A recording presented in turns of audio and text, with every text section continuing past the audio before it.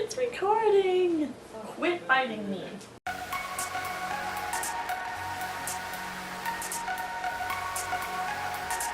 Tequila and limeade with salt. Yay! I have the next 2 days off. I'm allowed to have a drink. So hey, it's Tiff.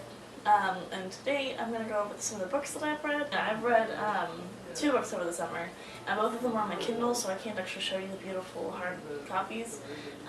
The first one was The Ocean at the End of the Lane by Neil Gaiman, which was a beautiful book. I gave it 5 out of 5 stars. Policeman just walked by. What are you drowning? It's concerning.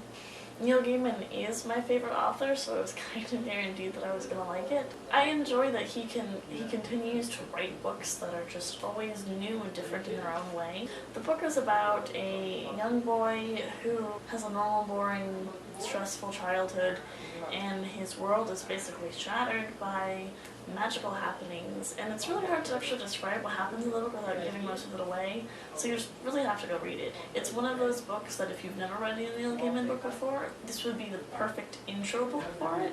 It's only like 192 pages, I think. Really short. The second book that I finished reading a few days ago, well, closer to a week now, is one of the books that you have on your shelf, or your to-read shelf, Emily, and it's Uglies by Scott Westerfeld.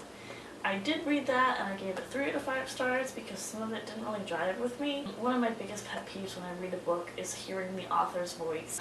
In the beginning, some of the characters were two-dimensional, and there's nothing that makes you, like, sit there and visualize the author saying, "Oh, I know, I'll make her do this right now," than a two-dimensional character.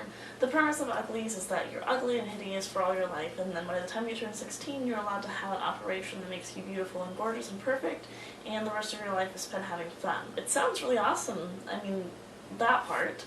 And we spend about half to 2/3 of the book believing that that is what you should do with your life, and we, as in partakers of the book, including characters. At some point there's the big reveal that, oh, it's actually a dystopian novel, and the government is controlling you by making you pretty.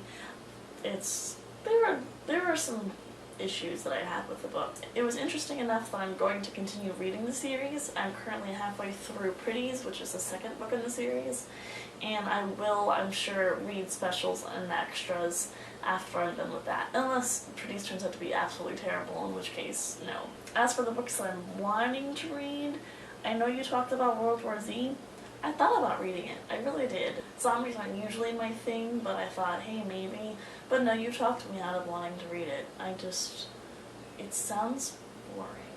You recommended to me Ruby Fruit Jungle, so I will read that. I'm trying to figure out, series are always weird. Should I, like, only read the series in a row and then start with something else, or can I read Pretties and then another book and then specials and then another book and then extras, or I don't know. It doesn't matter, I'm sure. This is a book that I bought in May.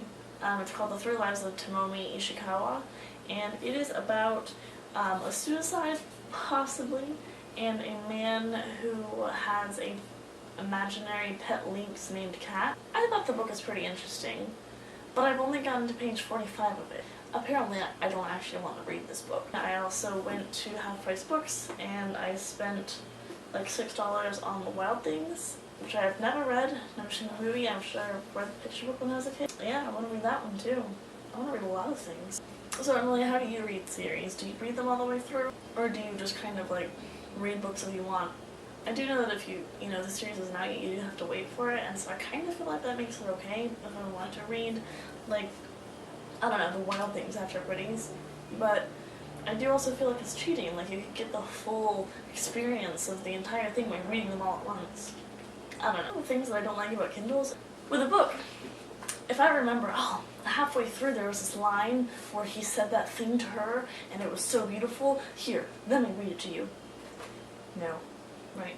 Oh, I missed it. Yes, there. And then you can read it.